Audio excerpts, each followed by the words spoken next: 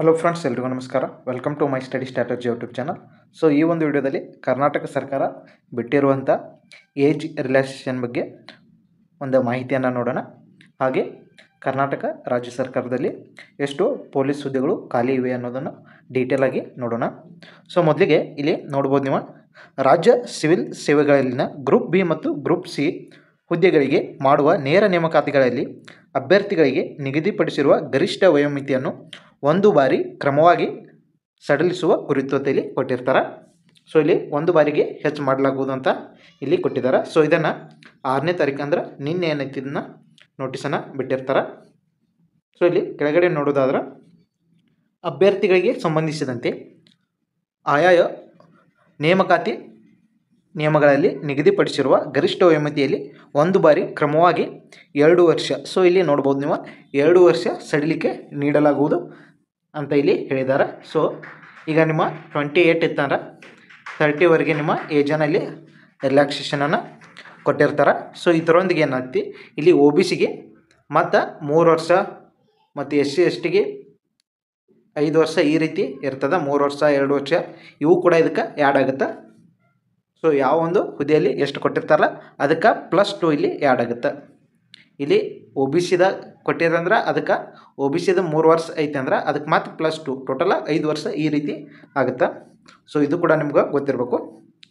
Next, so ಇಲ್ಲಿ total ಅವರ ನೋಡ್ಬೋದು, ಪ್ರಸ್ತಾವನೆಯಲ್ಲಿ ವಿವರಿಸಿರುವ ಹಿನ್ನೆಲೆಯಲ್ಲಿ ಈ ಆದೇಶ ಹೊರಡಿಸಿದ ದಿನಾಂಕದ ನಂತರ ಮುಂದಿನ ದಿನಾಂಕ 31/12/2027ರವರೆಗೆ ನೇರ ನೇಮಕಾತಿಗಾಗಿ ಅರ್ಜಿಗಳನ್ನು ಆಹ್ವಾನಿಸಿ ಹೊರಡಿಸುವ ಅಧಿಸೂಚನೆಗಳಿಗೆ. ಸೊ ಇಲ್ಲಿ 2027 ಡಿಸೆಂಬರ್ 31ನೇ ತಾರೀಕು ತನಕ ಏನೈತಿ ಹೊರಡಿಸುವ ಅಧಿಸೂಚನೆಗಳಿಗೆ ಇದು ಅಪ್ಲೈ ಆಗುತ್ತೆ. ಸೊ ಒಂದು ಬಾರಿ ಮಾತ್ರ ಇದು ಅಪ್ಲೈ ಆಗುತ್ತೆ. ಸೊ ಇದರಲ್ಲಿ 2 ಸಲ ಒಂದೇ ಬೇರೆ ಬೇರೆ ಪೊಲೀಸ್ ಹುದ್ದೆಗಳಿಗೆ ಏನೈತಿ ಅದೇ ಸೇಮ್ ಹುದ್ದೆಗಳಿಗೆ 2 ಸಲ ಕರೆದ್ರೆ ಫಸ್ಟ್ನೇ ಸಲ ಅಪ್ಲೈ ಆಗುತ್ತೆ, ನೆಕ್ಸ್ಟ್ ಟೈಮ್ ಅದು ಅಪ್ಲೈ ಆಗೋದಿಲ್ಲ. ಸೊ ಅದೇ ರೀತಿ ಈಗ PDO ಒಂದು ಸಲ ಕರೆದಿದ್ರೆ ಅಂದ್ರೆ ಸೊ ಇದಕ್ಕೆ 1 ಟೈಮ್ ಅಪ್ಲೈ ಆಗುತ್ತೆ.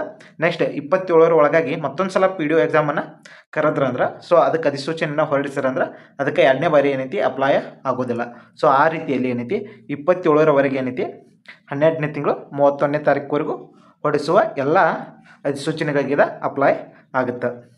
ಸೊ ನೆಕ್ಸ್ಟ್, ಇಲ್ಲಿ ಕರ್ನಾಟಕದ ಪೊಲೀಸ್ ಇಲಾಖೆಯಲ್ಲಿ ಎಷ್ಟೆಷ್ಟು ಹುದ್ದೆಗಳು ಖಾಲಿ ಇದಾವೆ ಅನ್ನೋದನ್ನು ನೋಡೋಣ ಈಗ. ನೆಕ್ಸ್ಟ್, ಸೊ ಇಲ್ಲಿ ನೋಡ್ಬೋದು 4346.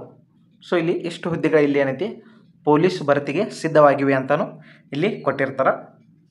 ಸೊ ಟೋಟಲ್ ಇವ. ಸೊ ಇದರಲ್ಲಿ APC ಅಂದ್ರೆ ಸಶಸ್ತ್ರ ಪೊಲೀಸ್ ಕಾನ್ಸ್ಟೇಬಲ್ ಇಲ್ಲಿ ಯಾವ್ಯಾವ ಜಿಲ್ಲೆಗಳಿಗೆ ಎಷ್ಟೆಷ್ಟು ಇದಾವೆ ಅನ್ನೋದನ್ನು ಕೂಡ ಕೊಟ್ಟಿರ್ತಾರೆ.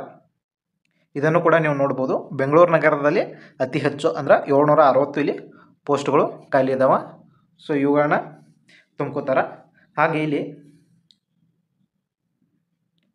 ಇಲ್ಲಿ ಟೋಟಲು 1,11,330 ಹುದ್ದೆಗಳು ಮಂಜೂರಾಗಿದ್ದು, ಸೊ ಅದರಲ್ಲಿ 18,581 ಹುದ್ದೆಗಳು ಮಾತ್ರ ಈಗ ಸದ್ಯಕ್ಕೆ ಖಾಲಿ ಅದಾವೆ.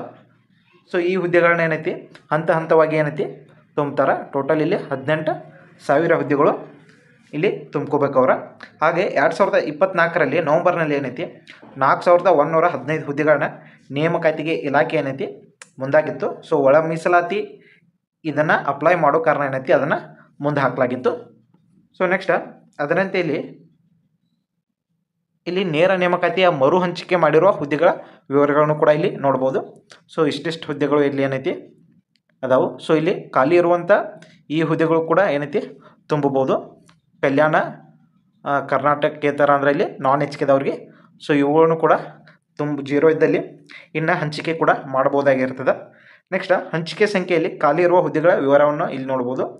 ಸೊ ಇಲ್ಲಿ ಸಿವಿಲ್ PSI ಏನೈತಿ 3,842ರಲ್ಲಿ ಈಗ 3,374 ತುಂಬಿದ್ದಾರೆ. ಸೊ ಇನ್ನು 468 ಹುದ್ದೆಗಳಲ್ಲಿ ಖಾಲಿ ಇದಾವೆ. ನೆಕ್ಸ್ಟ್, ASIದಲ್ಲಿ ಇಲ್ಲಿ 464 ಹುದ್ದೆಗಳು ಇಲ್ಲಿ ಖಾಲಿ ಇದಾವೆ. ನೆಕ್ಸ್ಟ್, ಹೆಡ್ ಕಾನ್ಸ್ಟೇಬಲ್ 819 ಖಾಲಿ ಇದಾವೆ. ನೆಕ್ಸ್ಟ್, ಪೊಲೀಸ್ ಕಾನ್ಸ್ಟೇಬಲ್ ಸಿವಿಲ್ 6,591 ಹುದ್ದೆಗಳು ಖಾಲಿ ಇದಾವೆ. ಸೊ ಅದೇ ರೀತಿಯಲ್ಲಿ ನೀವು ನೋಡ್ತಾ ಹೋಗ್ಬೋದು. ಟೋಟಲ್ ಎಷ್ಟು ಅದಾವೆ ಅಂದರೆ ಇವ 18,000ಕ್ಕಿಂತ ಜಾಸ್ತಿ ಇದಾವೆ. ಸೊ 18,000ಕ್ಕಿಂತ ಜಾಸ್ತಿ ಪ್ಲಸ್ ಇಲ್ಲಿ ಹುದ್ದೆಗಳು ಅದಾವು. ಸೊ ಇಲ್ಲಿ ಡಿಸ್ಟ್ರಿಕ್ಟ್ ವೈಸ್ ಇಲ್ಲಿ ಹಂಚಿಕೆ ಮಾಡಿರೋದನ್ನು ಇಲ್ಲಿ ಕೂಡ ನೀವು ನೋಡ್ಬೋದು. ಹಾಗೆ ಇನ್ನೊಂದು ಏನಪ್ಪ ಅಂತಂದ್ರೆ ಲ್ಯಾಂಡ್ ಸರ್ವೇಯರ್ ಬಗ್ಗೆ ಇಲ್ಲಿ ಕೇಳತ್ತಿದ್ರು. ಸೊ ಒಂದು ಕಮೆಂಟ್ ಬಂದಿತ್ತು, ಏನಪ್ಪ ಅಂತಂದ್ರೆ ಲ್ಯಾಂಡ್ ಸರ್ವೇಯರ್ದ ಸೊ ಇದು ಅಪ್ಲಿಕೇಶನ್ ಹಾಕಿದ್ದಾರೆ, ಸೊ ಅದು ಕ್ಯಾನ್ಸಲ್ ಆಗಿದೆ ಈಗ ಆಲ್ರೆಡಿ. ಸೊ ಇದು ಅಪ್ಲಿಕೇಶನ್ ಫೀ ಮರಳಿ ಬರ್ತದ ಅಂತ ಕೇಳತ್ತಿದ್ರಿ. ಸೊ ಇದು ಮರಳಿ ಬರೋದು ಡೌಟ. ಸೊ ಈಗ ಅಪ್ಲಿಕೇಶನನ್ನು ಹಾಕಿದ್ರೆ ಏನೈತಿ ಅದನ್ನು ಕಂಟಿನ್ಯೂ ಮಾಡಿ. ಸೊ ನೆಕ್ಸ್ಟ್ ಹೊಸ ಅಧಿಸೂಚನೆ ಬಿಟ್ರಂದ್ರೆ ನಿಮ್ಮ ಅಪ್ಲಿಕೇಶನ್ನ ಅಲ್ಲೇ ತೊಗೊಂಡು ಅದನ್ನು ಕಂಟಿನ್ಯೂ ಮಾಡೋ ಸಾಧ್ಯತೆ ಜಾಸ್ತಿ ಅದ.